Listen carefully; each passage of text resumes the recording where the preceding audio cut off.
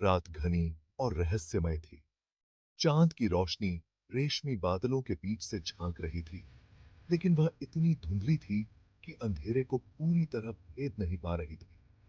मैं अपने बच्चों और पत्नी के साथ अपनी सास के घर से लौट रहा था। हमारे गांव तक का सफर आमतौर पर शांत और सरल होता था, लेकिन आज रात कुछ असामान्य था। घड़ी का समय लगभग 12 या 1 बजे था, और यह समय कभी भी ठीक नहीं लग रहा था। जंगल की उस पगडंडी पर जैसे ही हम अपने गांव के पास पहुंचे, तो अचानक एक खौफनाक सन्नाटा हमारे चारों ओर छा गया। यह सन्नाटा सिर्फ कानों तक सीमित नहीं था, बल्कि यह हमारे दिलों में भी घर कर गया था।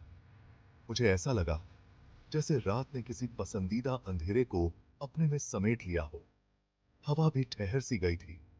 पेड़ पौधे बिना पत्तों की सरसराहट के खड़े थे, जैसे किसी अदृश्य बल ने उन्हें रोक दिया हो। रास्ते के किनारे एक पुराना पीपल का पेड़ खड़ा था, जिसकी जड़ें जमीन में इतनी गहरी फैली थीं कि लगता था जैसे वो धरती के नीचे की दुनिया से जुड़ी हो। मैंने एक अनचाहा डर अपने भीतर महसूस किया। उसी पेड़ के नीचे मैंने कुछ लोगों को देखा। पहले मुझे लगा कि वे गांव के लोग होंगे, लेकिन जैसे ही हम करीब पहुंचे, मेरी रीढ़ की हड्डी में एक ठंडी सिहरन दौड़ गई। वहां लगभग 8 से 10 लोग बैठे हुए थे, चिट्ठी में लिपटी थालियों से खाना परोसते हुए। उनकी आंखें अंधेरे में चमक रही थीं, और उनकी हंसी एक अनजान भय की छाया जैसी थी। उनकी उपस्थिति में कुछ अस्वाभाविक था। उनकी हंसी और बातें सुनकर मेरे मन में एक सिहरन छा गई। उनकी आवाजें अस्पष्ट थीं, जैसे वे किसी और ही दुनिया से आ रही हों। मैंने अपनी पत्नी की ओर देखा। उसकी आंखों में भी वही डर दिखाई दे रहा था।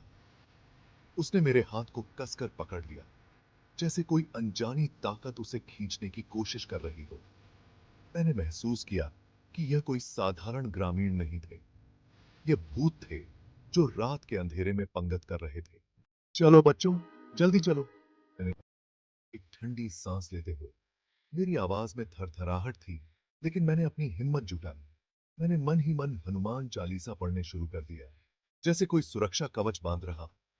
बच्चों ने मेरी बात सुनी, लेकिन मेरी छोटी बेटी, जो हमेशा जिज्ञासु रहती थी, ने उन लोगों की ओर देखते हुए कहा, पापा, वो लोग क्या हैं? कुछ नहीं बेटा, चलो आगे बढ़ो, मैंने कहा, अपनी नजरें जमीन पर गड़ाए हुए, जैसे उनकी तरफ देखने से ही कोई अनहोनी हो जाए। हम तेजी से आगे बढ़ने लगे, लेकिन हमारे कदम भारी हो गए।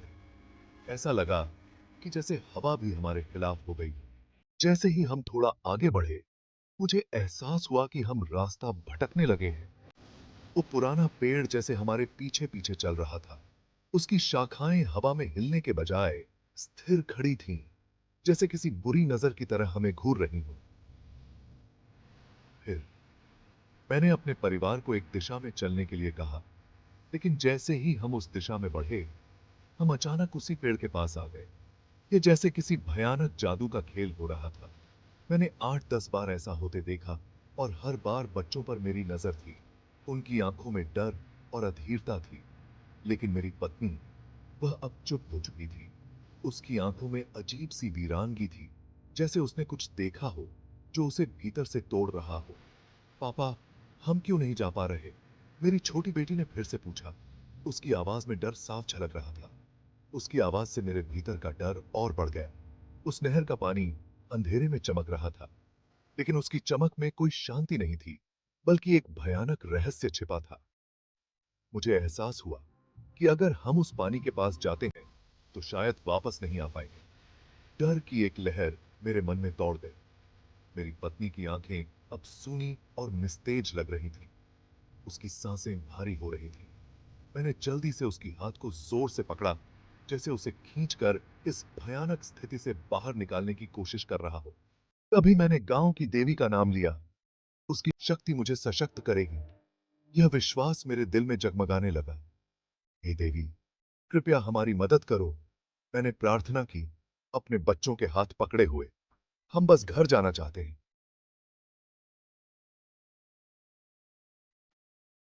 घर जाना पाले।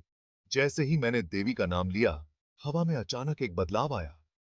पेड़ की शाखाएं हिलने लगीं और उन भूतों की हंसी अचानक थम गई। उस भयानक एहसास ने मुझे विश्वास दिलाया कि शायद मेरी प्रार्थना का असर हुआ है।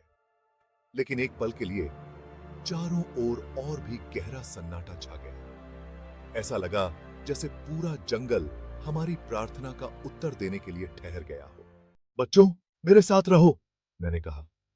मैंने अपने कदम सही दिशा में बढ़ाया और मेरे बच्चे मेरे पीछे पीछे थे।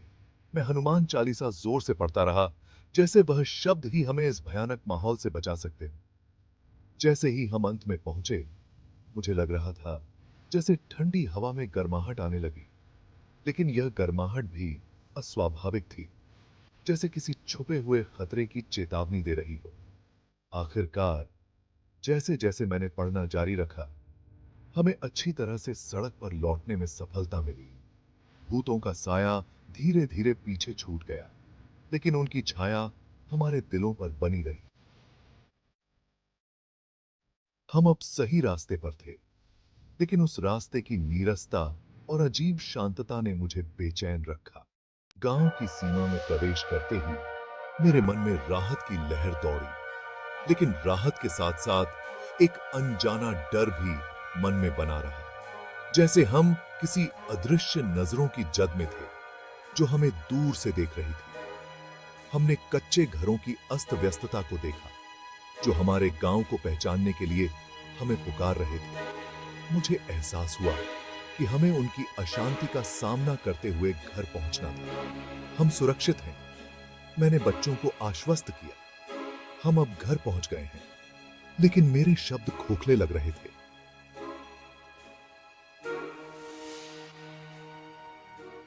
घर में प्रवेश करते ही हमें एक अजब ठंडक का अनुभव हुआ। ऐसा लग रहा था कि हमारे घर की दीवारें भी हमें जज कर रही हों। जैसे ही मैंने दरवाजे को बंद किया, मेरे दिल की धड़कन धीमी हुई। मैंने देखा कि मेरी पत्नी भी राहत महसूस कर रही थी, लेकिन उसकी आंखों में अभी भी वह भय का अंश था। वह आज रात फिर से सो नहीं पाएगी, यह मुझे साफ पता था। यह तो बस शुरुआत थी, आगे की कहानी अगले पार्ट में। जब तक के लिए धन्यवाद देखने के लिए।